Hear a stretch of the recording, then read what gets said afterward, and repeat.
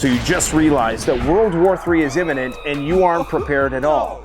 Like most modern consumers, you don't want to be burdened with having to learn new skills or the anxiety of trying to build some weird community network. You want to do what we do best. We throw money at the problem. So today we're going to help you get ready for the inevitable, whether you're broke, middle income, or a member of the rich and powerful elite. Let's get to it.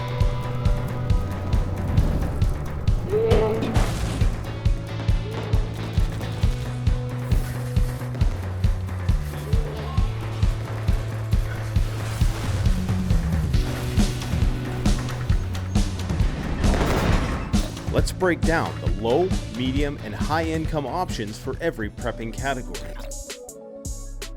If you have zero money whatsoever and you need to secure a space, the lowest cost and most effective solution is just to make a sign. A makeshift sign like this will do a lot to keep the baddies away.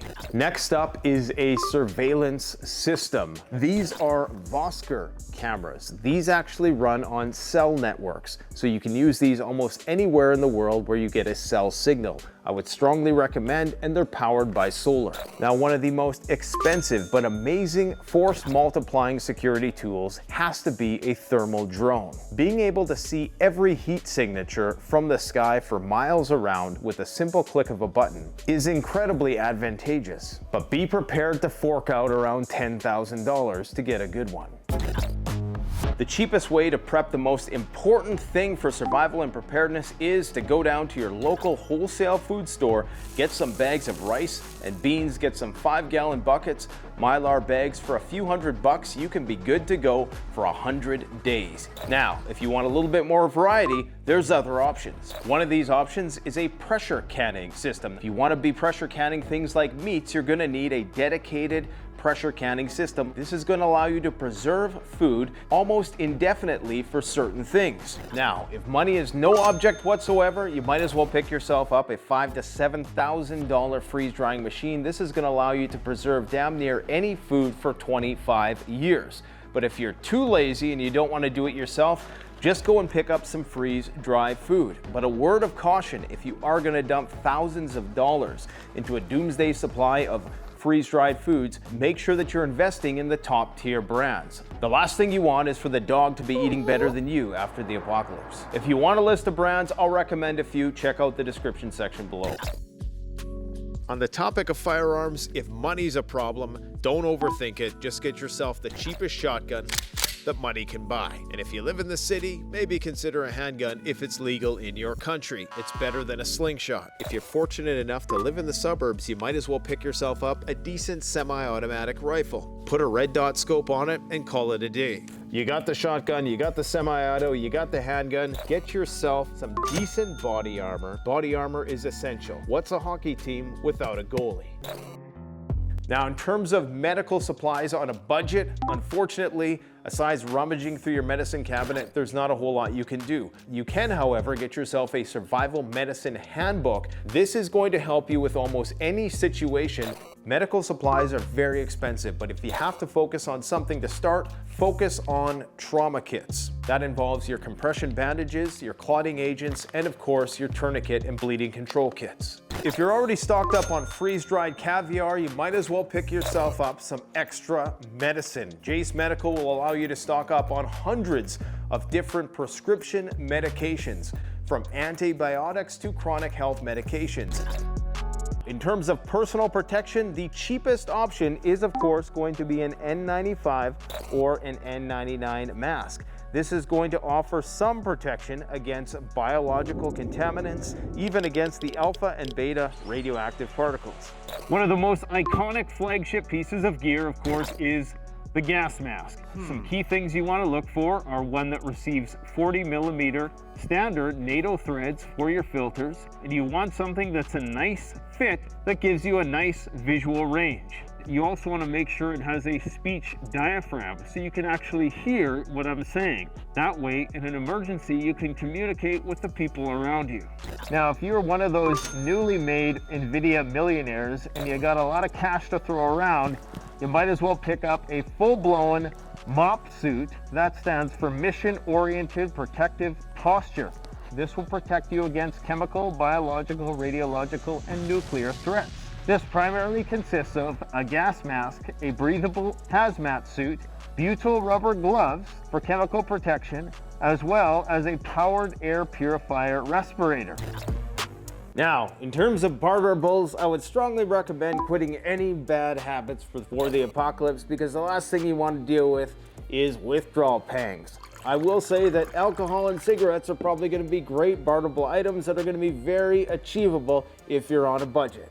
Now, if you have more disposable income, you might want to consider getting some cash out of the ATMs. When the power finally does go out, you're not going to be able to buy things from stores, and cash is still going to be recognized for months after the initial event.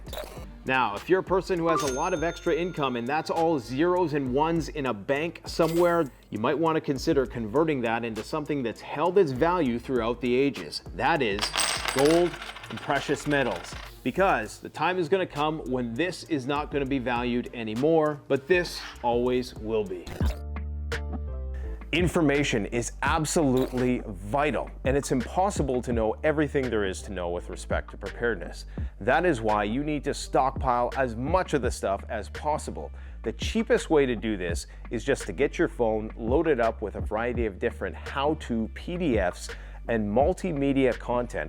Now, computers require electricity. If they go down, all your information will be lost. If you're of modest means, you might want to consider hard copy versions of as much different types of survival reference material as you can muster. And last but not least, probably the most expensive option, but probably the best, is going to be to go out and take actual courses in all these various domains of study as they pertain to survival and preparedness. Water. 3 days without it, and you're dead. A budget solution? Simply get a Waterbob for 35 bucks or less, put that in your bathtub, fill it with water, should be good to go for a couple of weeks. Now, to make sure that water is purified, make sure you get yourself a $5 bottle of bleach. Now, this does expire after 6 months, so you might want to consider a tub of calcium hypochlorite. Should be able to get that for 50 bucks. This is going to purify thousands upon thousands of gallons of drinking water. Very cheap. We have videos on how to do it. Go check those out in the description section below. If you got a few more bucks to spare, pick up a gravity water filtration system. This looks great in the kitchen. It's very practical. It filters out viruses and bacteria. All you have to do, pop the top, pour your dirty water in, comes out purified in the bottom. Now, if you attend pool parties on yachts, you might want to consider digging your own well, reverse osmosis, or get yourself a Swiss Expedition Katadyn water filter. It's probably going to run you a couple $1,000s. Now, in terms of water storage, the cheapest way to do this is to not throw away those plastic bottles that you typically take to the recycling center. Just rinse them out, fill them up with water, put them in a dark place. Yes, indeed, the plastic is likely going to leach into the water, but I'll tell you this, you're going to die of dehydration before you die of the chemicals leaching into the water. If you want to store larger amounts of water, step it up to 55-gallon drums. These are about $100 a pop. You could fill these up, or you can even use them to catch rainwater. Lastly, if you have the space, you might as well pick up some 1,000-liter water totes. If you want to buy these brand new, they might run you around $300 to $500. You can usually find them used for around 150 bucks. One of the cornerstones of civilization is lighting. One of the most cost-effective options is going to be a tried and true candle. Any candle will suffice. It is going to provide area lighting, and it is also going to provide a modest amount of heat. Now, in terms of handheld, middle-of-the-road flashlights, there are hundreds of options out there. A very reliable light I found is this thing called the hybrid light, and it has a built-in solar panel, and you can also use it to charge your devices. Now, if you own your own private island and you have to signal to all your buddies on the yachts out there, you can get insanely powerful flashlights nowadays that range between $500 to even $5,000. A saw is an essential tool when you're in the wilderness. You need to be able to procure firewood to keep warm. A simple, cheap way to do that is get yourself a Silky F180 saw, between 20 and 30 bucks, and you basically have something that can harvest you firewood for a long, long time. Now, if you want to step it up a notch to around the $100 level, get yourself a Silky Bigboy Outback. This saw was designed with preppers in mind. It is built for longevity. Now, if you're richy rich and you got $1,000 to spare, get yourself a Katanaboy $1,000. This is basically a chainsaw without the loud noises and the dependence on gasoline. The most cost-effective shelter option, if you're on a budget, is going to be an emergency tent or just a tarp, but you have to pair that tarp with some kind of mosquito netting. Now, a middle-of-the-road shelter option is going to be your standard run-of-the-mill tent. This could be anything from the $100 Walmart special all the way up to the $5,000 Sil Nylon ultralight but ultra-durable Norwegian-style tent. The choice is really up to you, but just remember that weight really does matter, especially if you're on foot. Unless you have an ATV, a sled, or some way to transport that portable shelter, you're going to be humping that on your back. So try to find a balance between durability and weight. If you got a lot of ones and zeros in the bank that you're just itching to get rid of, you may as well get yourself an off-grid tiny home, an RV, a bunkie, a rural recreational retreat somewhere. Now, in terms of cutting tools, the cheapest way is to go into your kitchen, try to find the sharpest butcher knife. The second cheapest way, get yourself a Morakniv. These are gonna cost you between 20 and 30 bucks. Not gonna last forever, not gonna do everything, but it's gonna help you get by. Next up is a tried and true American classic, Kabar. This is the BK7 Becker Combat Utility Knife. It's a good do-all knife. It's gonna be great for survival situations. Now, if money is no object, go and find yourself a guy on a mountaintop and get him to build you something custom like this here. This is the Bowie knife. Communications are going to be absolutely vital in an emergency. If you're on a budget, the best communication device you can get for disaster is a shortwave multi-purpose radio. You can get these shortwave multi-function radios for around $50. They have solar panels built in, they have a crank system built in, and they also have AM, FM, and weather band.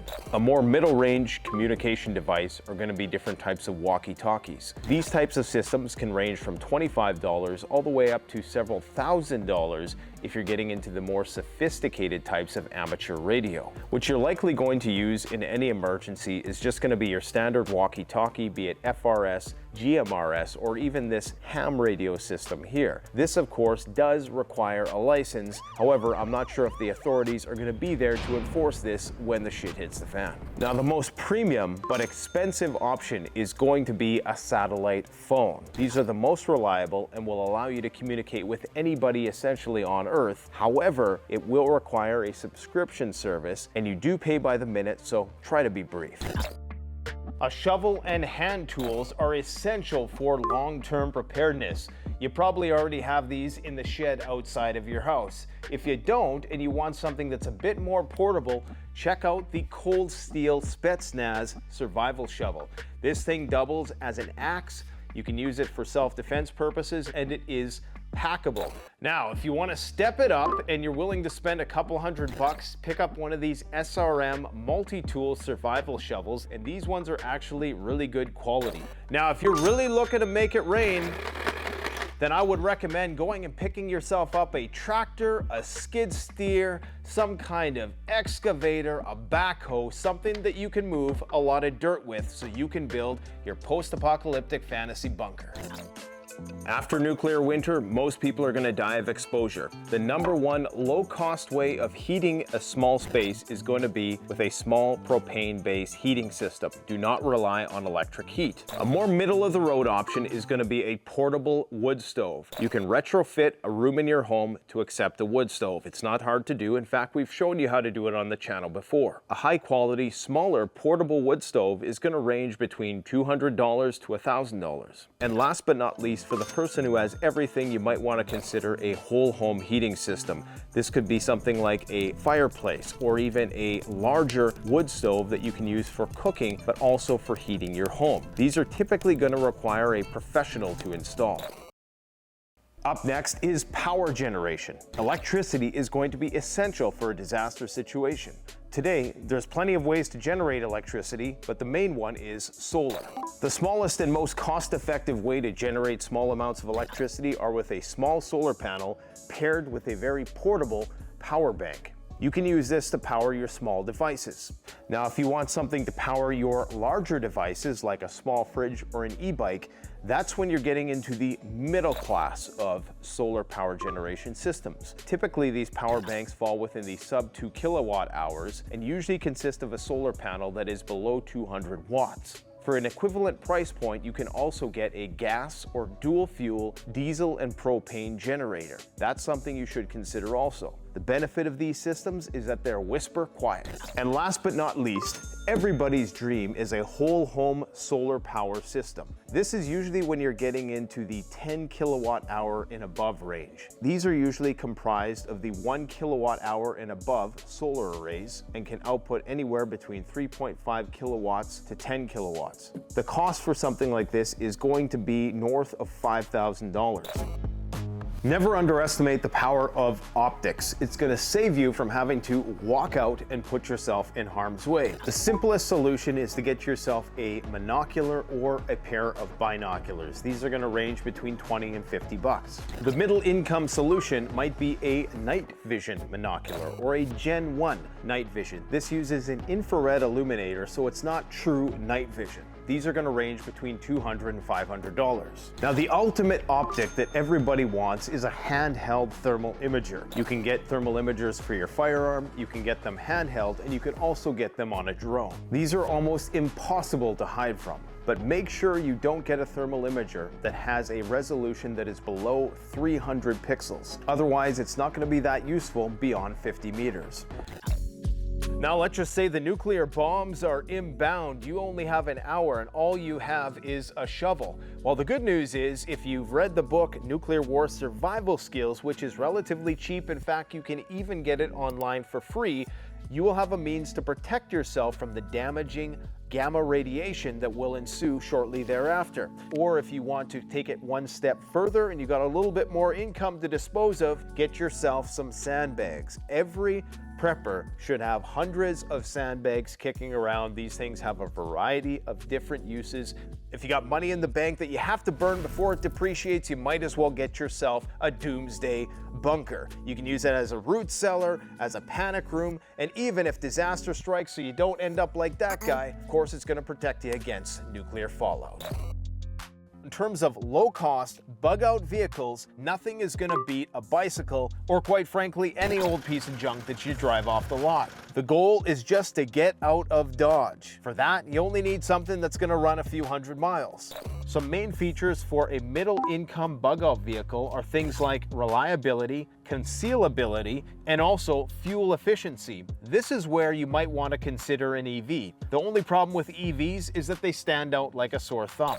Now, in terms of the ultimate bug-out vehicle, if I had infinite amounts of cash, I would pick myself up an Earth Roamer vehicle. If anybody at the Earth Roamer company is watching this channel, please fly me down there so I can test drive some of your Earth Roamers, or better yet, just send me one free of charge for review. I hope you found our breakdown of low, medium, and high-income preparedness products useful. Let us know if you have any questions in the comments section below. Links for many of the products mentioned in this video are in the description. Thanks for watching. Don't forget to like, comment, and subscribe. Canadian Prepper out. The best way to support this channel is to support yourself by gearing up at CanadianPreparedness.com, where you'll find high-quality survival gear at the best prices, no junk, and no gimmicks. Use discount code PREPPINGGEAR for 10% off. Don't forget, the strong survive, but the prepared thrive. Stay safe.